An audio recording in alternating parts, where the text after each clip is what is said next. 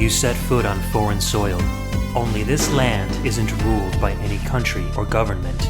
In this land we celebrate music. In this land we celebrate games. In this land we celebrate those who compose video game music. Welcome to the VGMbassy.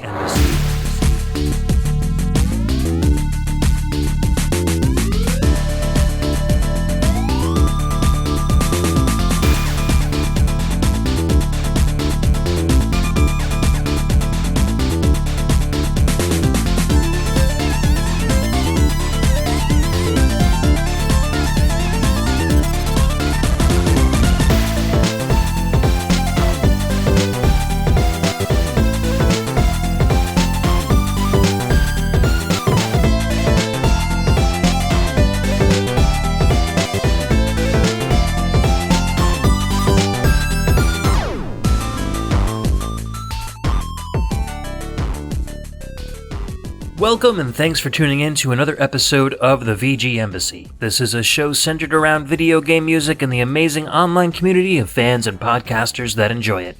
My name's Ed, and on each episode I'll take the role of Prime VGM Minister and invite a guest VG Ambassador onto the show to share with us their own video game music culture. Or I may share a part of my culture on a solo show. And yes, it is another solo show. For good reason, too. This episode might be out a little bit late. If it is, my apologies. But that's going to lend credence to one of my other points coming up. I think I've got bad allergies or a cold or something. I've got a really stuffy head, so please excuse me if my vocal enunciation isn't what it is. I feel all of my pressure in my nasal passages, and it feels like I'm talking through like a pinched nose or something. It's gross. Vocally gross. I sound gross to myself. Whatever. Anyhow, third, we're going on a little bit of a hiatus. I'm not even going to really call it a hiatus. I'm going to call it a period of less than every 2-week interval.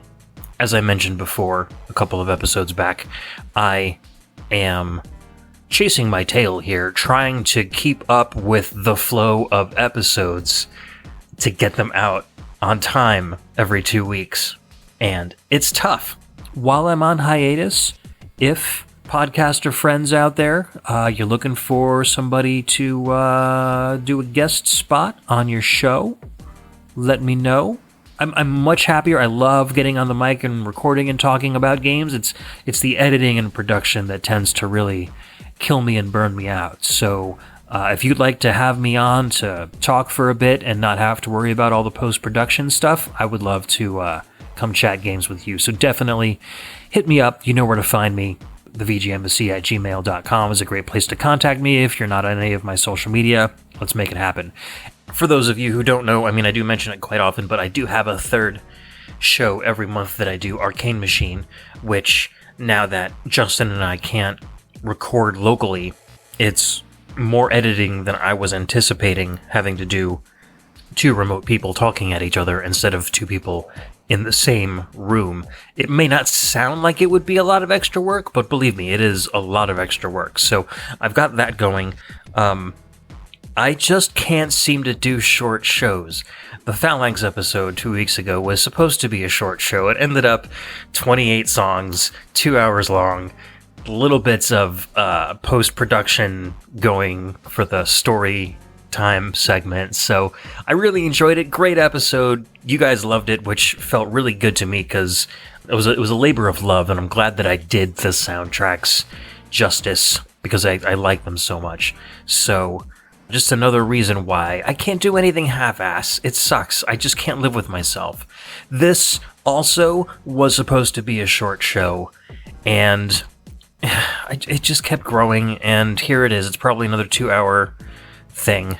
I'll try not to over-talk too much like I'm doing now. I've got like 10, 12 pages of notes here. This will probably be one of the most scripted shows I've done in a long time. I really just wanted to get everything down on paper so I don't start rambling.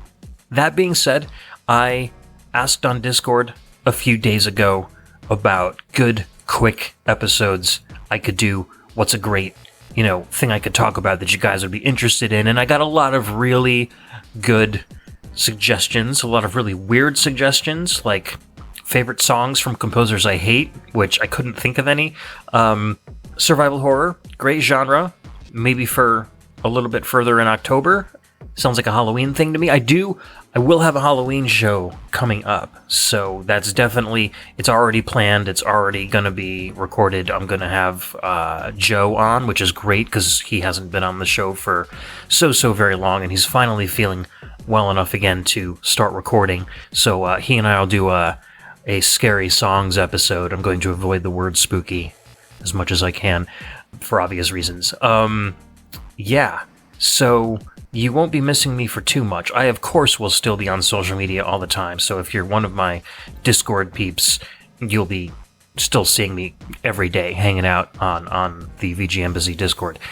And so I took all those suggestions, and I mulled them over, and I ignored them all, unfortunately. Not to say that they were bad. They are definitely filed away for future shows. I ended up getting really interested in modern NES homebrew games, or unofficial NES games. And I realized there were a lot of games out there that, at least my circle of gamer friends, really hasn't talked about that much. None of the music has been shared on any of the VGM podcasts that I'm familiar with. There are a few games on this episode that might be games that you've heard of. Some of them are kind of like indie darlings, but a lot of them I think are pretty obscure and are really worth talking about, really worth listening to. There's some really good music, some really interesting music, and some really good music that's interesting. So even the music that you might not think is like absolutely mind-blowing, I think I'll still have an interesting reason why I wanted to add it into the show. So it'll be a good one. We've got one or two songs from each game.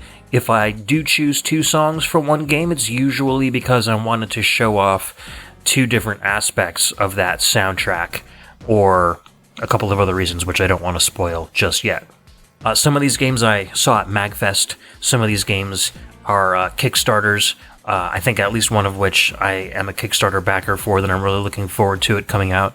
And a lot of these are available either for free, or you can go on a site like itch.io or Steam and pick them up really inexpensive if you want to get like a digital ROM download, or you can still get them available in cartridge form, usually for like $40 or $50 or something. So I hope you listen, and maybe you find a couple of games that you're interested in playing, especially if you have like an NES flash cart or something like that. It's great to just download the ROM, slap it on your SD card, play it on real hardware, just like the real thing. So yeah, we are gonna start in with some music, I think. So the first game I picked, I wanted to choose it as the first game because I feel like this really kind of embodies NES homebrew development right now. It's a really high quality game.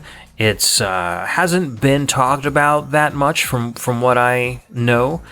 It's still available. You can get it in cartridge form or in ROM form, and it's got really, really good music and kind of an interesting development story. So we're going to listen to a track called Level 1C, and this is from a game called Project Blue. This was released on the NES in 2019, composed by Donny Phillips, aka Toggle Switch.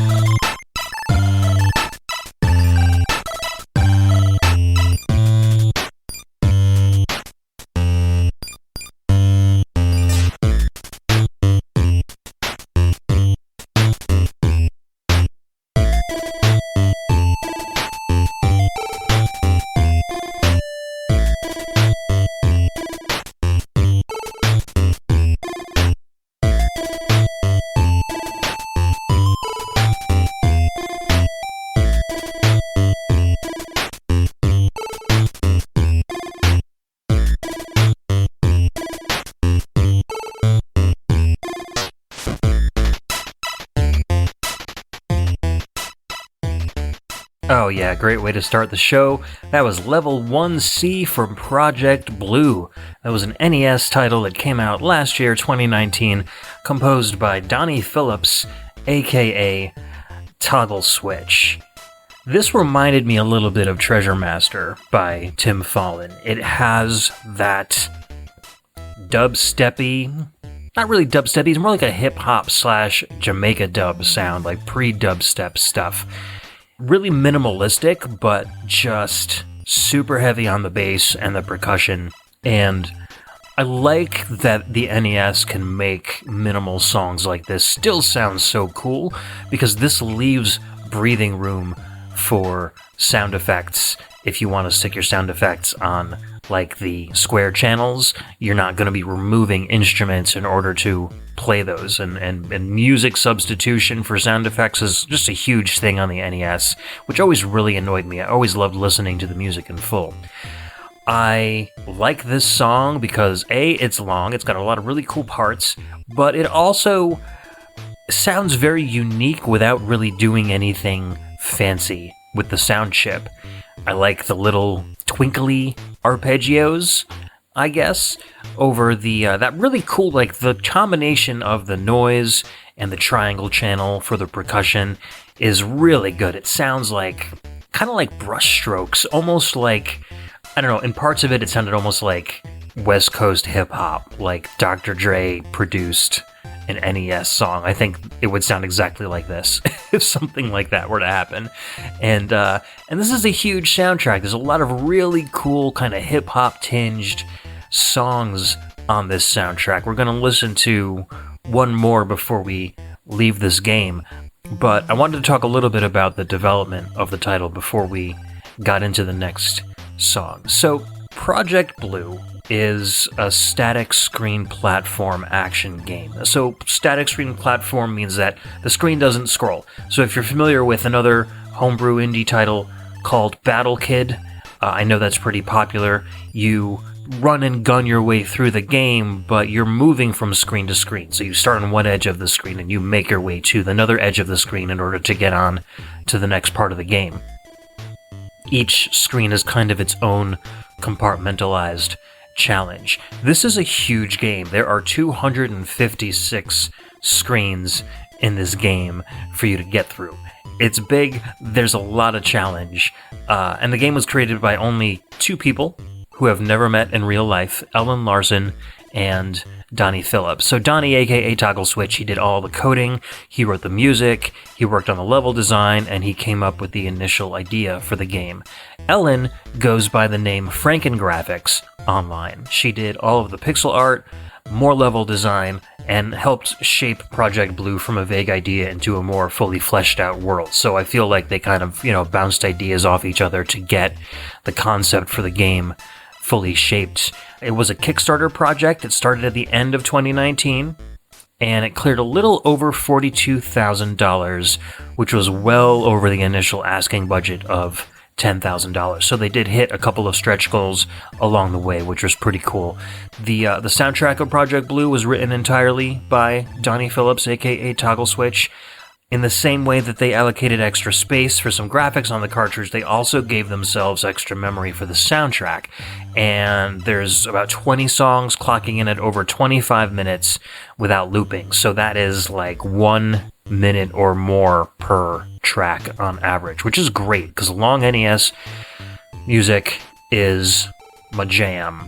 So many games have like 30-second loops, and it's like you got some quality stuff there, but you just didn't have enough time to really flesh it out. And I feel like this particular song goes a couple different places, and that was allowed by the extra memory they had for extra lengths of the music.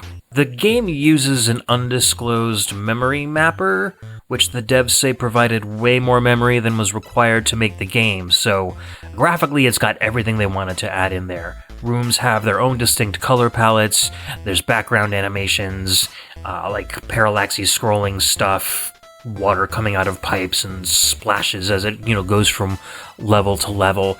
They've also had extra memory for unique enemy AI patterns. So they'll kind of pace back and forth, kind of like a Red Goomba in Super Mario Brothers, but then when they see you, they'll break that cycle, and instead of doing the pacing back and forth and stopping on the edge of the platform, they'll be able to leave that platform and kind of follow you and try to get to wherever you are. They'll also use level features like there's springboards and conveyor belts and stuff, and they will try to take advantage of those things in the level to bounce themselves up to platforms to try to get to you. So it's really cool for an NES game seeing enemies that seem to be that smart, whether it's just a trickery of game design or whether it's really good AI. It's fun to look at. It makes a game a little extra challenging, and it makes them a little more difficult to kind of anticipate what their next move is going to be. So you really have to keep on your toes. As far as the plot and gameplay goes, I want to get into those, but I'm going to play one more track from Project Blue. This is Level 2B. This is my, I guess, second favorite track from the soundtrack, as it were. And again, composed by Toggle Switch, Mr. Donny Phillips. We'll be right back.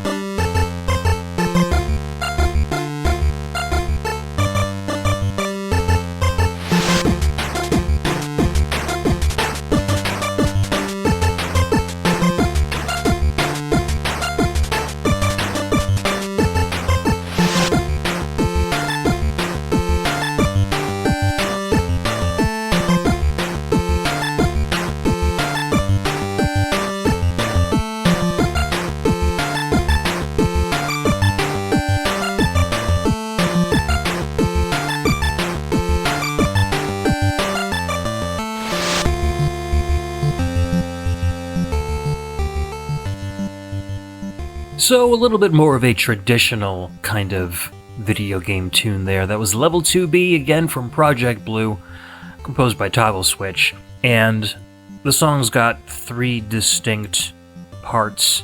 I might not have enjoyed this song as much if not for that third part. I love how it combines the aspects of the first 2 parts together, because the first has just a lot of chords, and it just feels like a not very well fleshed out song. It's just kind of like a chord progression going on there.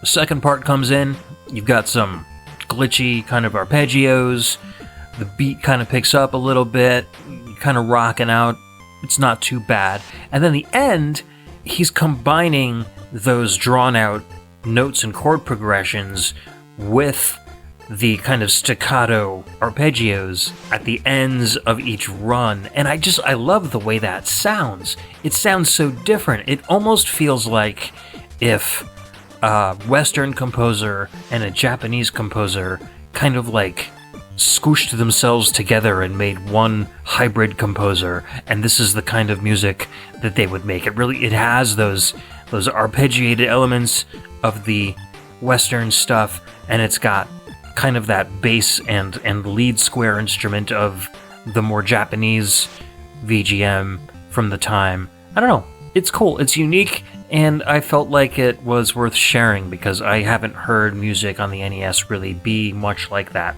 Also because it's very different from Level 1C. See, that was very groove and like drum oriented, and then this one gets a little more melodically sound.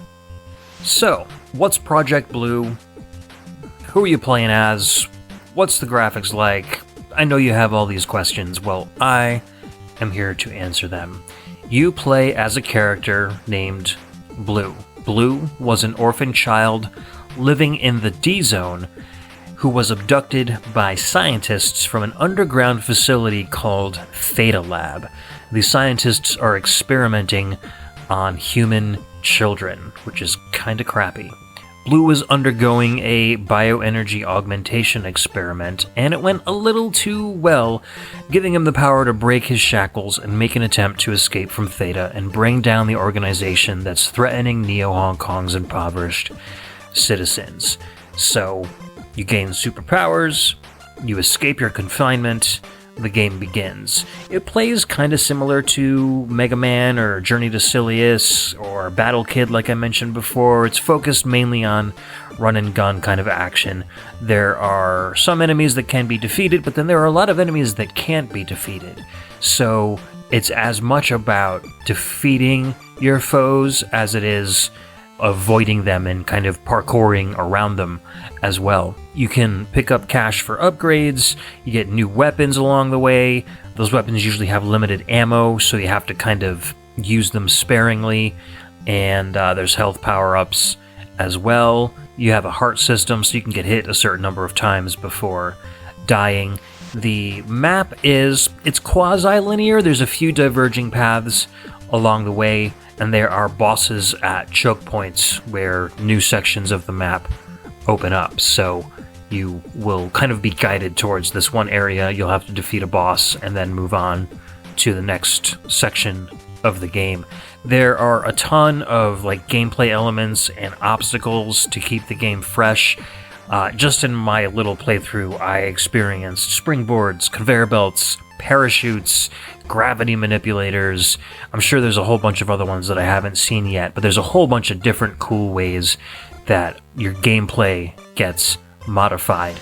And like I said before, the enemies can also take advantage of these elements as well, so you're kind of having to dodge things. There's basically a robot that's like a gun with feet, and it normally just runs back and forth. They're not too difficult to defeat, but when it starts taking advantage of these gravity manipulators and jumping up and down on springboards and shooting as soon as it gets to your level, it's a little more difficult to take out. So it's a cool way to make weaker enemies much more powerful just by using the environment.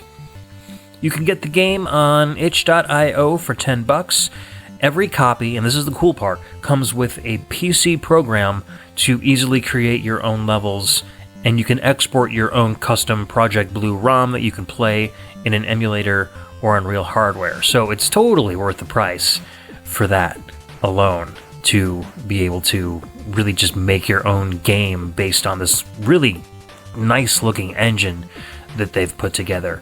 I don't believe there are any more physical copies yet. If there are, there's a link on itch.io. I'm going to have links to as many content-related, game-related things as possible in the show notes. So if you don't normally go over to the VGMbassy.com to check out the stuff that I've put there, definitely try and do so for this show, because if you're interested at all in any of these games, you'll be able to get super quick links to either download them for free or find out where you can purchase them, or download or purchase the soundtracks as well, because a lot of these games will have Bandcamp sites where you can just download the soundtrack right away. Alright, so we're going to move on to a game that has yet to be released that I am super excited for. Mega Man fans will be extra happy about this one. We're going to listen to the promo music from a game called Trophy. This is scheduled to release on the NES sometime in 2020, composed by Derek Andrews.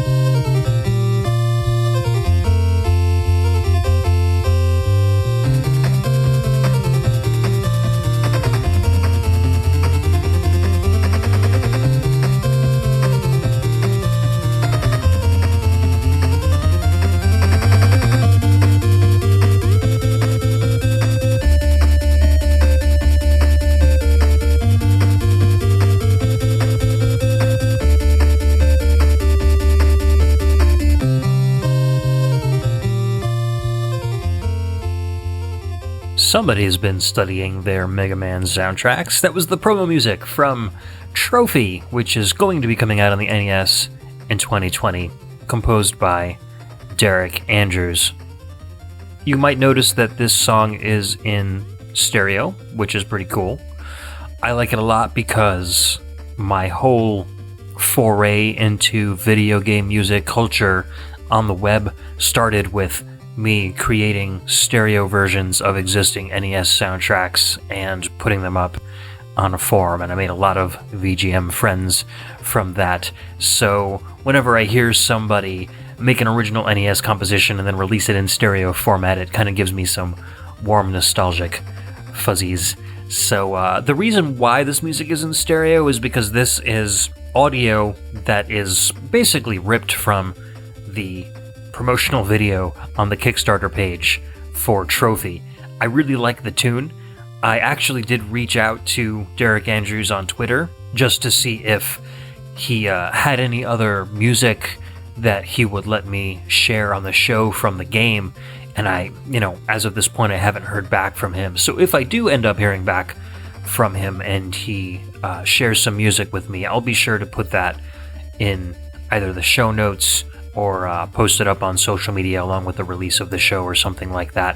This game is a NES homebrew title that I backed for a digital copy. It just looks really good. It looks a lot like Mega Man 2, like a back-to-basics run-and-gun kind of a shoot-'em game. A lot of platform elements. I feel like it's a love letter to Mega Man in the same way that Axiom Verge was a love letter to Metroid.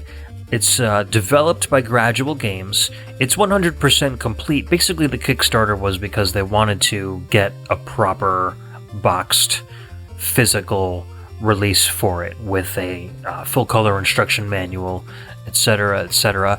Kickstarter raised about $40,000, and they were asking for $6,502, which I thought was brilliant because the processor in the NES is the 6502, so it was just a cool little symbolic nod to the console itself. They use the MMC3 mapper for advanced graphics and sound. The Gradual Games team is, or was, Derek Andrews, who did all the programming and the music, and his wife Lori Andrews, who did all of the art. And the couple split in April of 2019, which kind of leaves the future of Gradual Games uncertain. They're still going to release Trophy, but Derek has moved the physical cart manufacturing and reward distribution to a third party, so that makes me think that Gradual Games might be, I don't know, going away or something like that, which is kind of unfortunate, because this is their third title. They're pretty established as a homebrew development company. Their previous two games were Nomalos, Storming the Castle, and The Legends of Aulia, both of which you can get for free on Gradual Games' website. So during the Kickstarter, digital copies were going for about $10, and physical editions were $50 for the cart by itself, and then $60 if you wanted a cart with a box and a manual and all that. The cart looks really cool. It's translucent blue, and it's made from all new parts from the 6502 collective, and I think that's something that you should really look out for if you are kickstart backing a new NES game and want to get a physical cart. Like, make sure that they are using new parts, because I just don't really feel like you should be cannibalizing old games to make new ones. Even if they're super common games, it's like, I don't know, something about that just rubs me the wrong way.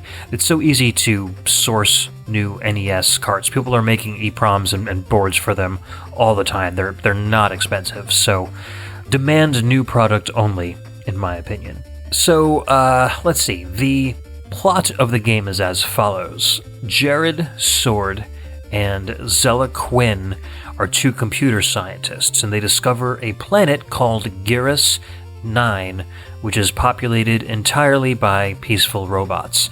They hang out with the bots, they learn about their culture for a little bit, and then Sword takes a robot named Beeper back to Earth to show them off, to kind of like create a peaceful coalition between the humans and the robots, and Zella Quinn stays back on Geras. While they're gone, Quinn takes advantage of the robots' pacifism and decides he wants to control the planet. He recodes the robots to be hostile, and he names himself Lord Q. He probably could have been a little more original, but anyways, Sword and Beeper return back to Geras 9. They see what's gone down. Beeper tells Sword that they need to use some Geras 9 technology to fuse both of them together so that they'll have Trophy's powers combined with Sword's human ability for violence? I don't know. The whole concept behind it is that the robots can't be violent. They can't attack anything. So he needs to fuse with a human in order to be able to shoot his own kind, which doesn't say much for humans. Anyways, once you do that, then you become Trophy, and you also gain the ability to absorb the powers of other giant robots that you defeat. So, if you've played Mega Man, you know how this goes. Geras 9 is called Geras 9 because it's divided into 9 regions. The 9 regions are, I'm just kind of going by the graphics here because they're not named, but it looks like there's a circus world, a refinery world, a warehouse world, an ice world, a galaxy world, a jungle world, a water world, another warehouse world, I don't know, they look kind of the same, and then a high-tech world as the 9th level. The levels have a very modern aesthetic. The art is straight and to the point. It's not flashy, but it's also definitely not amateur looking either. And it features some really cool parallax scrolling and animation, so they really use that MMC3 cart to its full capabilities. There are cutscenes in between levels, there's a password system, there's hidden areas. It just looks really fun, and I'm really excited to try it out. If this piece of music that I just played is any indication, this is going to be a really cool, very authentic sounding Mega Man soundtrack, and I can't wait to hear it. So, something to definitely look out for. Alright, so let's move away from the run and guns for a little bit. We're still going to visit an action game here, but it's going to be a little bit different. This one is called Peekaboo's Castle, the Inside theme. This is from a game called Wolfling. This was released on the NES and the Commodore 64 in 2018, composed by Pierre Martin, otherwise known as Cyborg Jeff.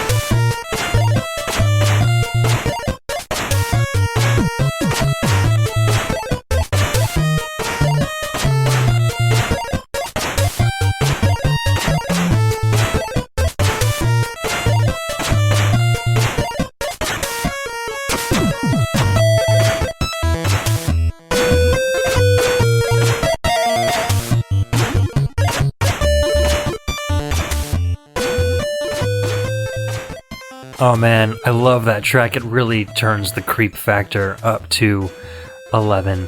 That was Peekaboo's Castle, the inside theme from Wolfling. That was released on the NES and C64 in 2018, composed by Cyborg Jeff, Pierre Martin. excellent atmosphere in this track, especially the beginning where you get those little trilly kind of flute-like parts, and then that thunderbolt comes crashing in. The super thick percussion that kind of reminds me of like banging on a trash can lid really fits with this song, and like it feels like it would fit in a Castlevania game, but then it also doesn't feel like Castlevania either. There's that game called Nosferatu on the SNES. It was a game made by Sega. It feels kind of like Flashback a little bit. It had a soundtrack that's kind of similar to this. It's just really creepy, but also kind of dancey at the same time. This is a little, I don't know, breaking the rules, but I'm making the rules so I can break the rules kind of a thing, but I wanted to also play the Commodore 64 version of this song because it's also really, really good in its own way. And then we'll kind of talk a little bit about the development and the gameplay of the game. So we'll be right back after listening to Peekaboo's Castle Inside Theme, the Commodore 64 version.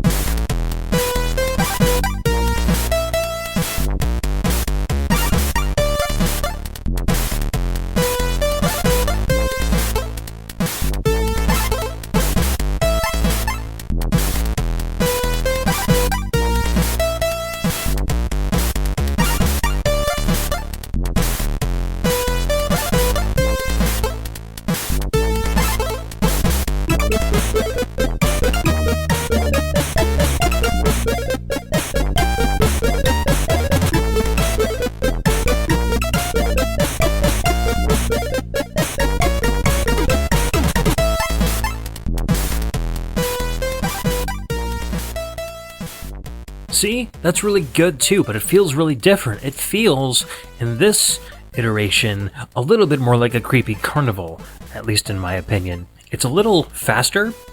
The bass has that warbly kind of ring modulation sound to it, and you get a little bit more of that high-end texture. It feels more like it's a spooky organ rather than just a kind of a straight-up NES sound channel. There's a little more texture and depth to this song.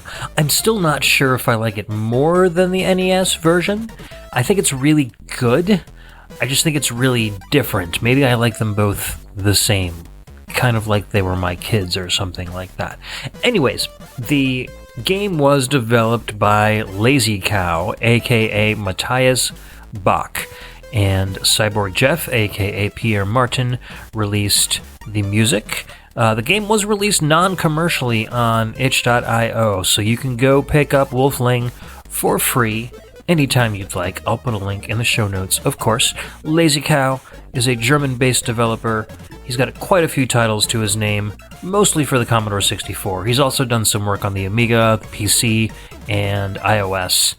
Wolfling was originally developed for the NES, and then he ported it to the C64. He also released a computer package, so it's a different build for PC, Mac, and Linux, and in it is the game with kind of like an old TV bezel around the game. But the cool thing about it is at the title screen, you can choose between the NES version and the Commodore 64 version, so you kind of get like the best of both worlds in one. You can't switch back and forth on the fly while you're playing, you can only do it at the title screen, but it's kind of cool to have both versions there in one application, so you can choose which one you like better.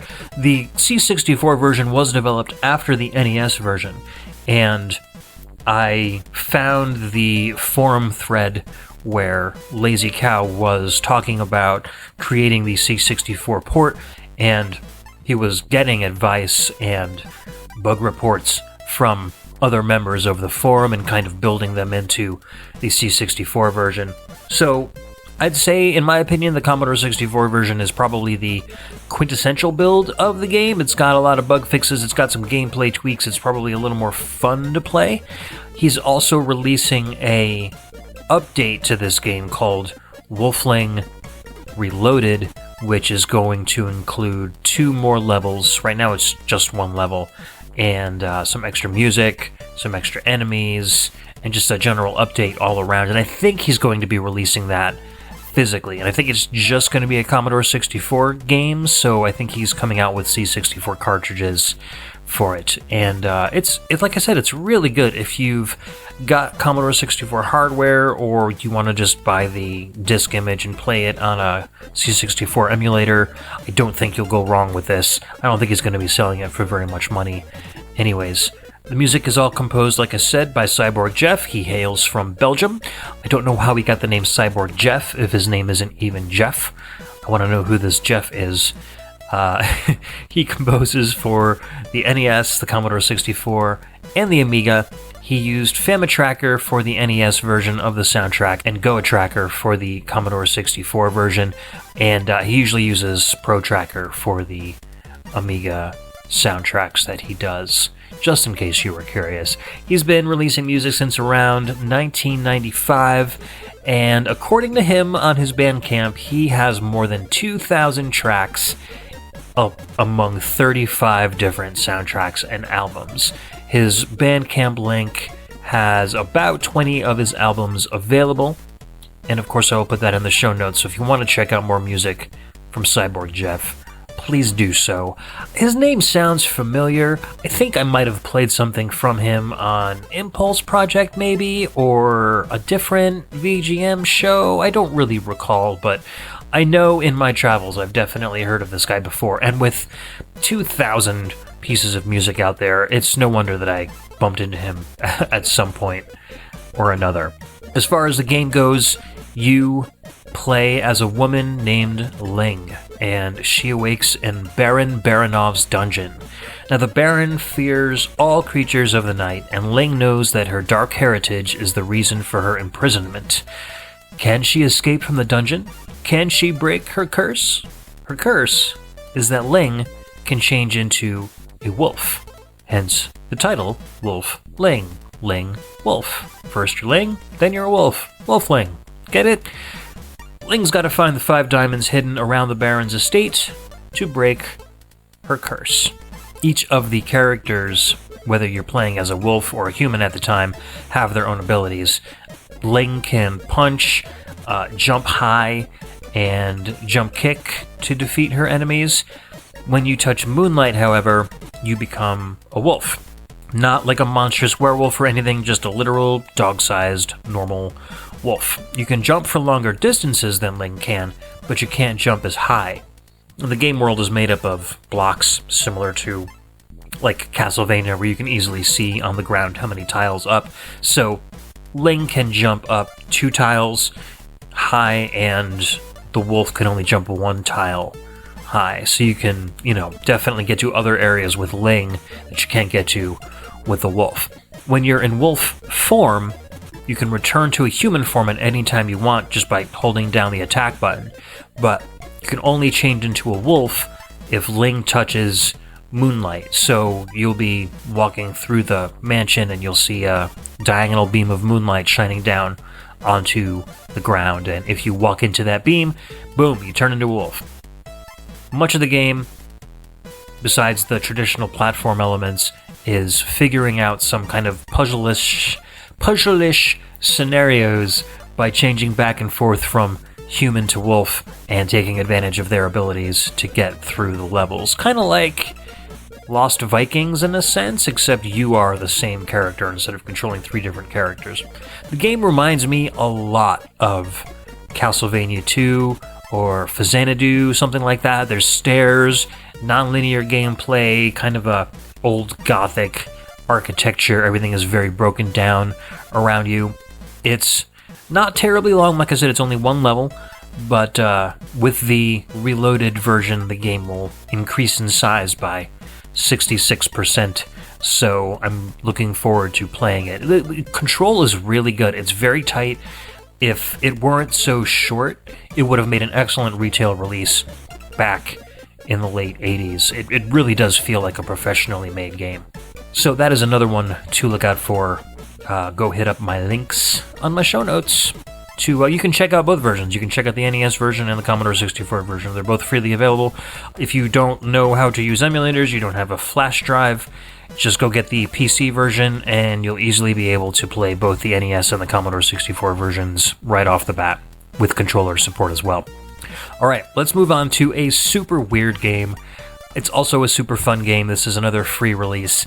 This one is Last Cat's Theme from Saturn Smash. This came out on the NES last year, 2019, composed by Famicuber, otherwise known as Miles Davidson. I think you'll see some influence from a particular well-known composer on this track.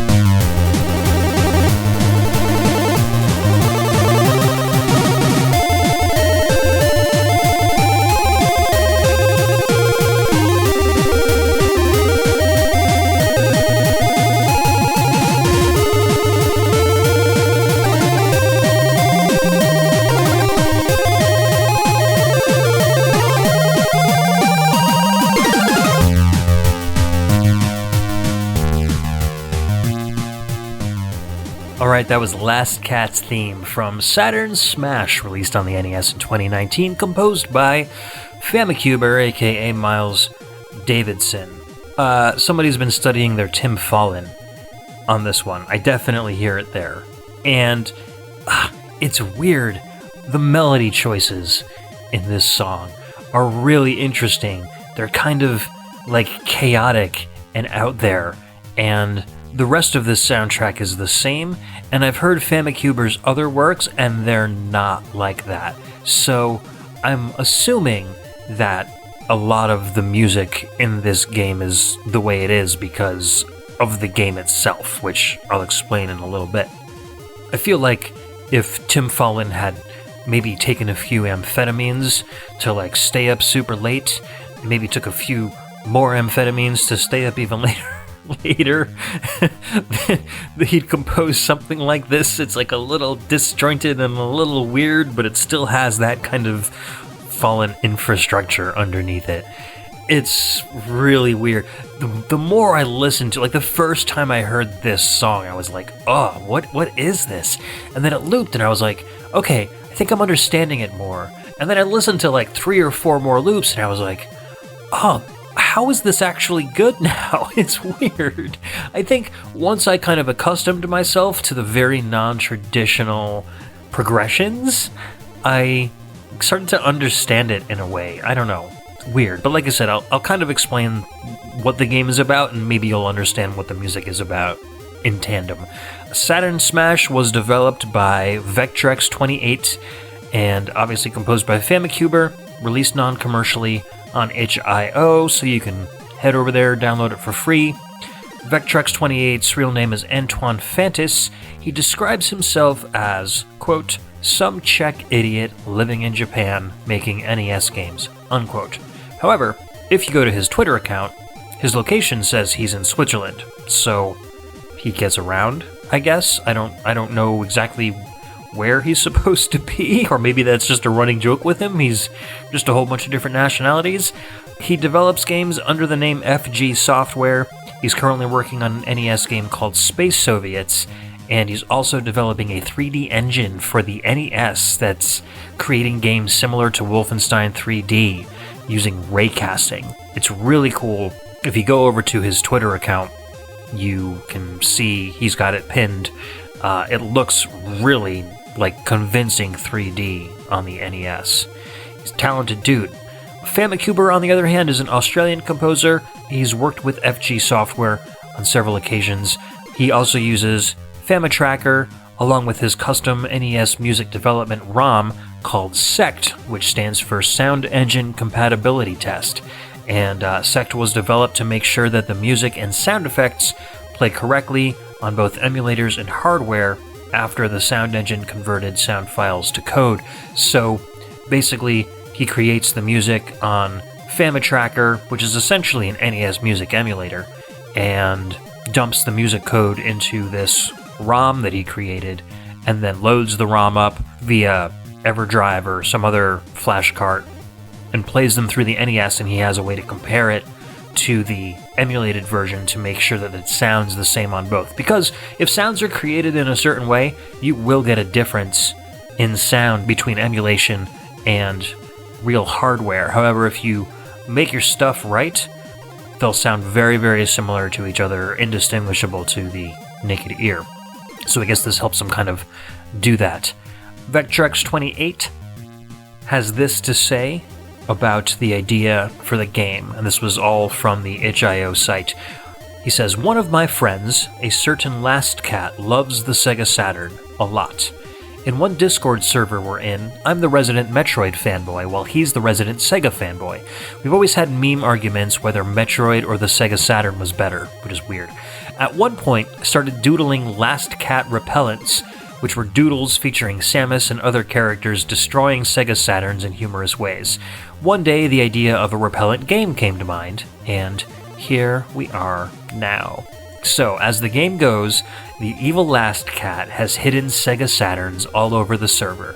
As part of the Last Cat repellent force, it is your job to find all the Saturns and to smash them. Along the way, you will find many video game characters, retro game resellers, and bizarre fellows trying to thwart your progress. What's more, Last Cat himself is roaming the screens, trying to make your journey end prematurely. Are you weirded out enough yet? The game is an open-world Metroidvania-like shmup where you control a ship in 8 directions, and you're shooting and dropping bombs in an extremely chaotic landscape. Your mission is to find the 5 randomly hidden Saturn consoles and destroy them. The map is absolutely gigantic, and there's a Metroid-style map screen that you can access with the select button to see which areas you haven't explored yet. Because it's a non-licensed game, tons of Sega characters show up. You fly through like 7-Eleven convenience stores, past shelves full of Mountain Dew. You shoot up some overpriced retro game shops. It's so bizarre. As you move from area to area, similar to, I think it was like the Dizzy games that Codemasters put out, each area you would see the title of the area above the screen, and this kind of does it too. It's got humorous names for each section that you go to. As you fly around these levels, randomly you'll have an encounter with Last Cat, and when that happens, the screen goes black, and then it's just your ship and this giant weird cat head with kind of an emo haircut that's floating around the screen, shooting bullets and Saturns and all sorts of weird garbage like sonic rings at you and stuff. And if you beat Last Cat, then you get dropped back into wherever it was in the game that you left off to continue your mission to find all the Saturns. It's absolutely bizarre. The enemies move super fast and they shoot relentlessly. So you have a ton of health, and it's impossible to dodge all of the attacks that they're throwing at you. So you're constantly losing health as you're trying to destroy enemies, but then there's also tons of health power-ups. So you're kind of like playing tug of war with your health as you're going through this game, just trying to keep enough in stock to survive while you're constantly being bombarded by weird projectiles and bullets and stuff like that. It's totally fun. Like, I found myself holding my breath, like just literally forgetting to breathe because the game is so intense. For a free game, it's totally worth playing. It's got more fun in it than a lot of retail games I've seen for the NES, so definitely go check it out. I really like this one. And maybe the music will grow on you too, just like it grew on me. Speaking of intense games, this one is completely the opposite. We're going to go for more of kind of like a relaxed kind of a game. This is a track called Dream Labo, and this is from a game called RC Squared Rally. This was released last year on the NES in 2019, composed by a gentleman known only as Good Tune. Be right back.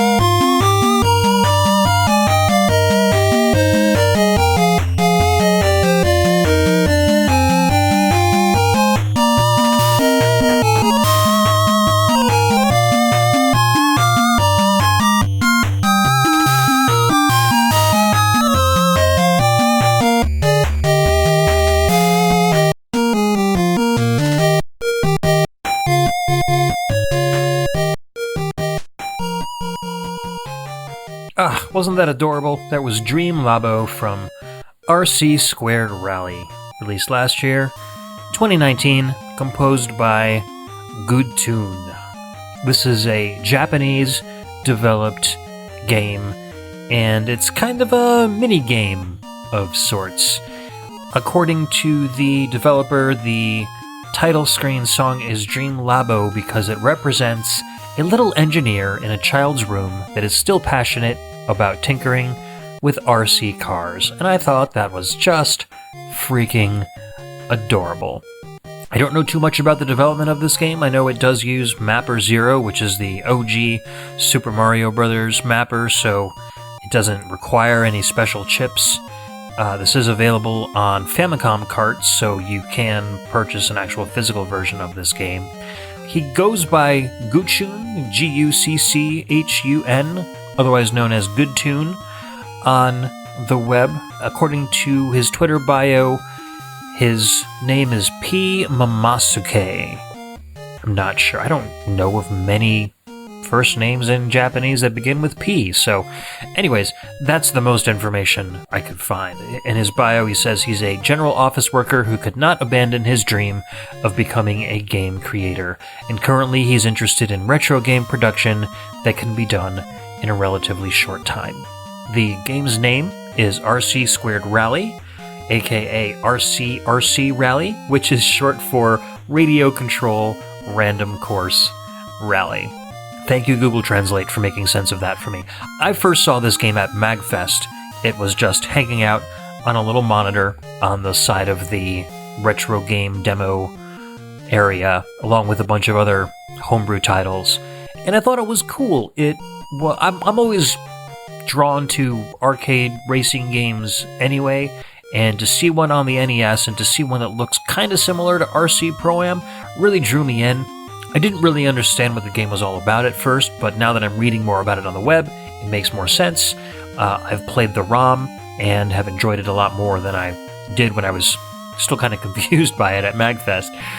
It's an overhead game with RC Pro-Am style controls, but it's all time attacks. So you get to the menu screen where this music plays, you plug in a random 4-character code, and the game spits out a track based on that seed.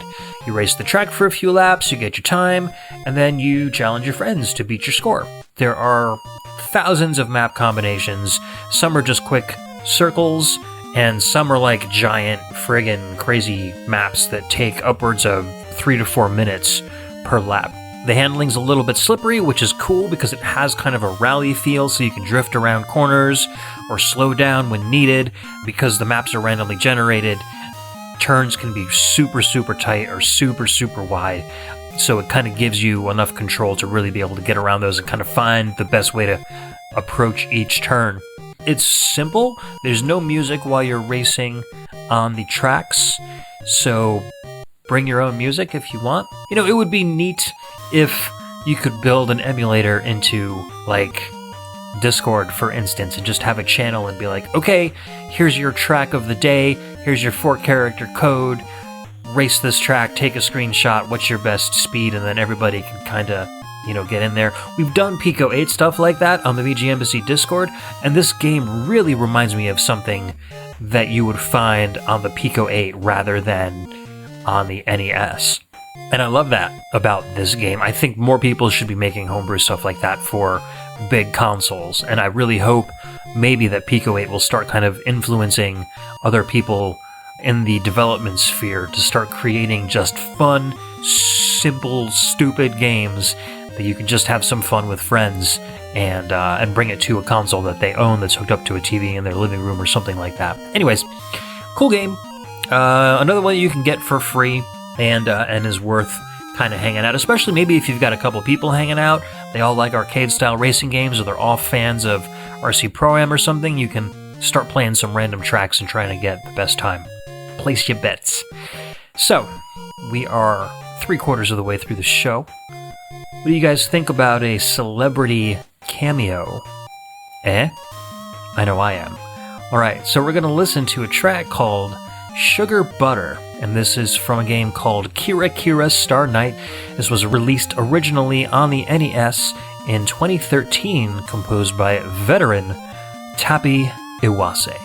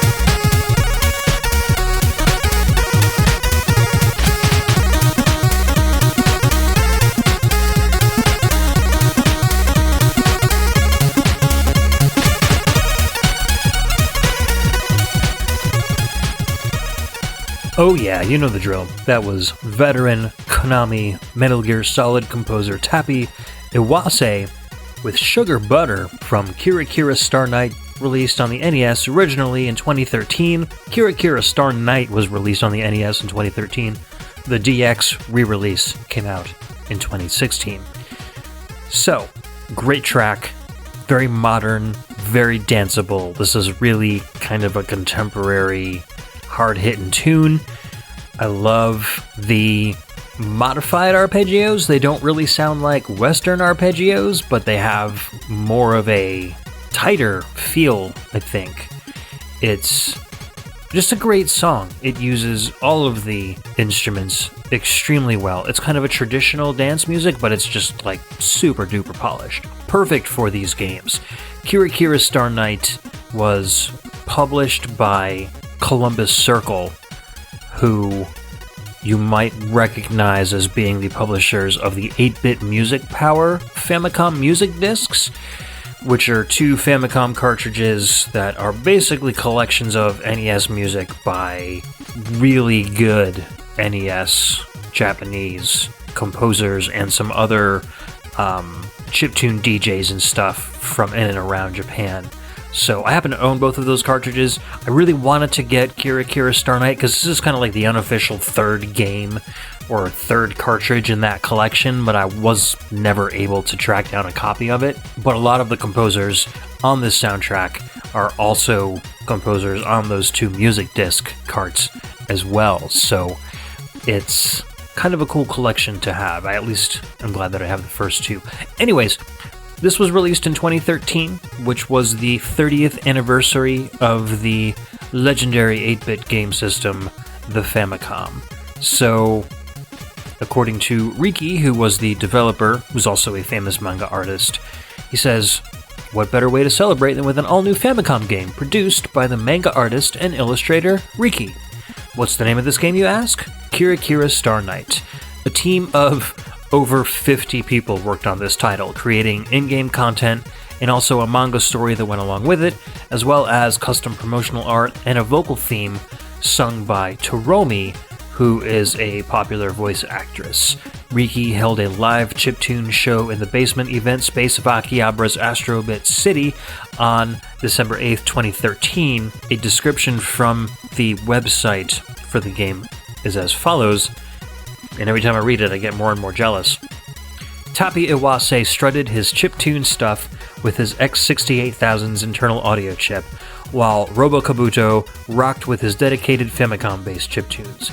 Kunio put on his Game Boy groove, all while Nico Nico Duga's LPer, so Nico Nico Duga is like the Japanese YouTube, a long player named Sentosu did a long play of Kira Kira Star Night's LD2 mode, and throughout all this, Makoto Aizawa's Kira Kira Star Night high-resolution tool-assisted speedrun video played on the event screen. This sounds like an absolutely wild time. 4 really cool chiptuners, each rocking a different sound chip, and then people doing long plays and speedruns of the game that you're there to party for. They knew how to do it up. So it's really cool that this game created so much fuss, 30 years after the anniversary of the Famicom's release. Just good stuff. So, Celebrity Cameo Hour is not over yet. Ready for the next track, boys and girls? This is a track called Seatown from the same game, composed by... Any guesses? Hiroshi Kawaguchi. Hitoshi Sakimoto. Junko Tamiya. You in the back? Yasunori Mitsuda. Nope. It might be Nobuo Uematsu. Not Nobuo Uematsu. What about you? Hiroki Kakuda. Any guesses? Is it Tokuhiko Uwabo? I think it's Manami Nami Matsuda. Matsumai. Not her. Good guess, though. Manami Matsumai was actually featured on this soundtrack. Koji Kondo. Sayo Oka. Nobody? Is it Kenji Kawai? Shoji Meguro. Timothy Jesus Christ Fallen. Who do you think might be releasing NES It music could be Hip Tanaka. for a little kind of unlicensed game? Like Yuzo Koshiro. Yuzo Koshiro? Yuzo Koshiro? No. You're kidding me. Seriously? Yuzo Koshiro. I guess so. All right. Let's listen to Seatown from Yuzo Koshiro.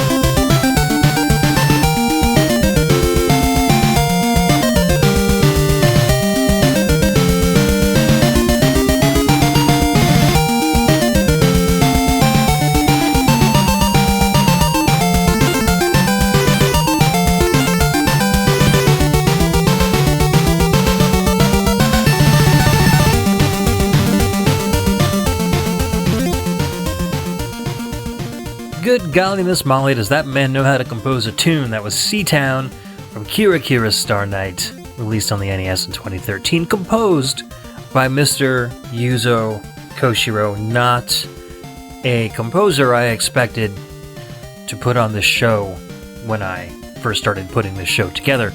Great little tune, hardly shared anywhere for being 7 years old. Really fast-paced, but I love how he knew exactly when to cut that percussion to half time during the breakdown. Little hard-hitting arpeggios here and there, just kind of like in between the chord progressions, and that really kind of heavy, just galloping bass underneath the whole thing. Fantastic stuff. You couldn't ask for anything better from Mr. Koshiro. Anyways, let's move on to a little bit about the ridiculous plot of this game. So, Femi-chan's boyfriend, Paso-kun, tried to sneak into the moon goddess's palace to steal the wishing star.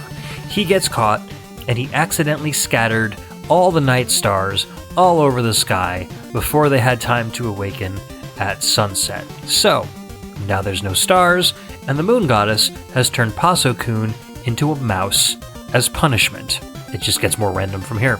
Paso-kun goes back to Femi-chan for help and asks her to catch the lost stars as they fall to Earth using some magic shoes that he just happened to have. Once the stars are restored, Paso-kun can be returned back to his normal form. Weird. Basically, it's a complicated story to justify the gameplay. The game is relatively simple to play, but it does get challenging as it goes on. So Femi-chan runs from left to right across a flat landscape with artsy and detailed backgrounds drawn by Riki behind her, with, of course, some fantastic music playing in the background. Now, small stars will start to fall from the sky in patterns. she'll have to jump around to try to collect all the stars. If you miss too many stars, you'll fail the level. The star patterns are strange. They kind of remind me of the ships that like fly in from the top of the screen on like Galaxian or Gat Plus or something like that. So they're kind of really short, like janky movements. So you're trying to jump around and catch all of these stars that are kind of following each other in these patterns. And it starts off pretty simple. You know, you just jump around and catch the stars, but as it goes on, more and more stars start to fall. They start to get faster. The patterns get more complex. So it gets to be more difficult to catch them all. Overall, the game feels more like a tech demo and a soundtrack showcase that's just wrapped around kind of a simple game concept. Like I said, it's just great that the game got so much celebration and love from the press and from the fans, so I really can't complain at all. And if it's a reason for Tapia Wase and Yuzo Koshiro and Manami Matsumai to get together and release a whole bunch of NES music, I'm not gonna complain at all. So it just shows when you get the right people at the right time to do the right thing. You don't need a great game to have everything come together. You still get a great product in the end. So, I don't know, maybe one of these days I'll find a Kira Kira Star Knight Famicom cart somewhere and I'll be able to complete my collection. But until then, you know, I've enjoyed playing the ROM and I definitely enjoy listening to this soundtrack. Alright, so we're going to move on to another game, which is one of the best homebrew NES games, I think, available. Written by a very cool dude, too. We're going to listen to a track called Maze from the game Lizard. This was originally released on the NES in 2014. This was composed by Rain Warrior, aka Brad Smith.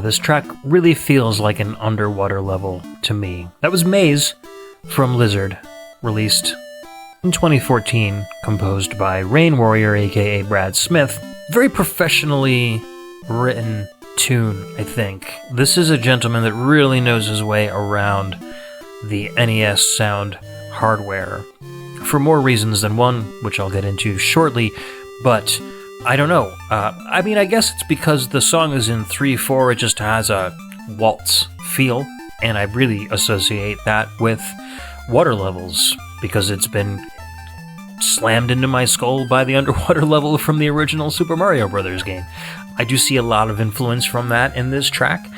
I love the layered instrumentation This game doesn't really have a whole ton of sound effects, so I feel like he can really rely on letting all of those channels kind of do their thing without having to worry about them cutting out too much for gameplay elements.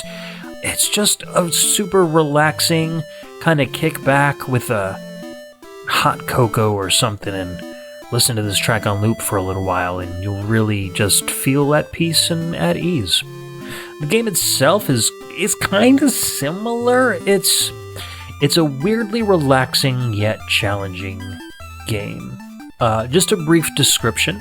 The introduction from the manual, basically you are a character who dons a lizard suit and goes off on an adventure. And the instruction manual states, choose your lizard carefully. You can find 6 different ones scattered across the land, each with its own special ability. You'll need these abilities as you make your difficult journey through many dangerous places. Carefully hop your way to the top of an active volcano, surf down a surging river, swim in an underwater lake, ascend a snowy mountaintop. What kind of strange creatures will you meet? Can you unravel the mysteries of Lizard? And that pretty much sums it up. There's a bunch of different environments that you must traverse in this game, and there are a lot of different lizard suits that you can don, each with their own abilities. And I don't want to get too much into that. I want to get into that after I play the next Lizard song, but I do want to talk a little bit about Brad Smith. He is a musician and a video game developer from Ontario, Canada. I know him, or I'm familiar with the name Rain Warrior, because he also developed the NSF Play app, which plays the NES NSF sound format files on PC. Many of my NES podcast tunes have been created using that application over the past few years. As a matter of fact, when I was talking earlier about the stereo NES files, I was using earlier versions of NSF Play to create those. And so I kind of owe him a little bit of all that popularity I gained back then, because without NSF Play, I wouldn't really have had a good, easy way to convert these tracks to stereo. So that's really cool. He composed all the music for this soundtrack using Famitracker. The soundtrack has 24 pieces of music that he had to fit into 32 kilobyte space, along with the code for the music player and the sound effects, which he noted was a real challenge. You can get the game, again, seems to be the going price for NES games, $10 on itch.io or Steam, or you can get a physical copy on Infinite Nest Lives for around $50. The game was kickstarted in 2014. It brought in around 18,000 Canadian bucks on a $12,000 goal. He's been really verbose with describing his development process, and he was updating his Kickstarter page with info about the game up till July of this year, with tidbits of behind-the-scenes stuff and little tours of his documents, music composition, and stuff. So go check out the Lizard Kickstarter page or the itch.io page, and you will get links. They're all posted there about all of his blogs that he's posted about the development of this game. I want to play this next track called Lava from Lizard because whether you like it or not, I think you'll appreciate the technical abilities that went into it. The way that he manipulates the duty cycles on these instruments really blew me away. And I love the tune too. It might not be everybody's cup of tea. It's a little avant-garde, but give it a listen. And I'd love to know what you think after the show's over.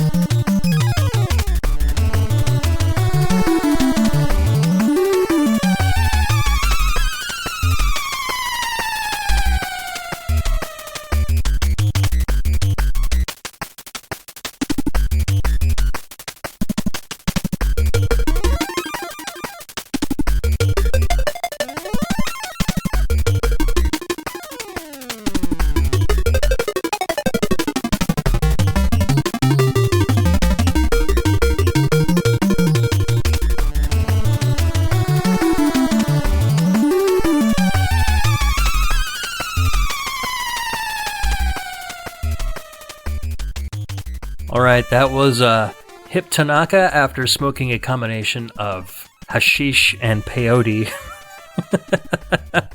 No, I mean, I definitely see the Hip Tanaka influence there now that I didn't see before, but on this listen, it came through loud and clear. That was Lava from Lizard, composed by Rain Warrior, aka Brad Smith. Yeah, I heard a lot of the Dr. Mario influence on this track, but my major point that I wanted to make is just how he manipulates those square channels. Like, no two instruments were the same. Every time the square channel cut out and came back in, it sounded different, and it would disintegrate, or it would kind of warp into something else and kind of echo in on itself. It just felt so weird and cool, and I really like this track. Not like I said, just from a technical standpoint, but also from a compositional standpoint. It just, I don't know, there's something like David Lynch, bizarre drug trip about this tune. It just sounds really cool, very unique, and even that bass line kind of reminds me of like the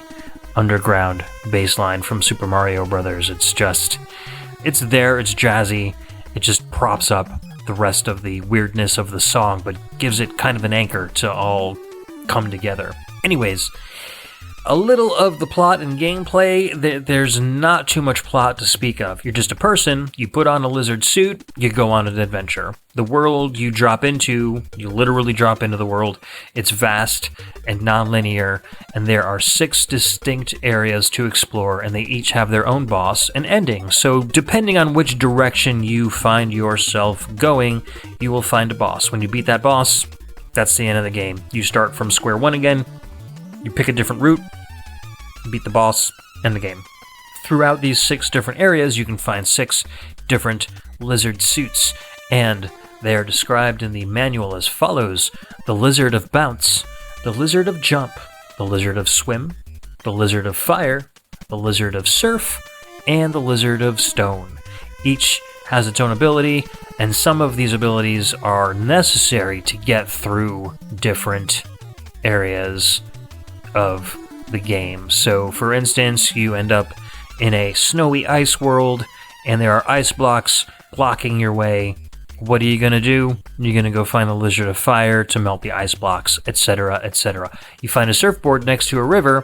Well, you're not going to be able to use that surfboard unless you are the lizard of surf, which I feel like should have been on an Ocean Pacific shirt in the mid-'80s. Just a big old graphic that says the Lizard of Surf.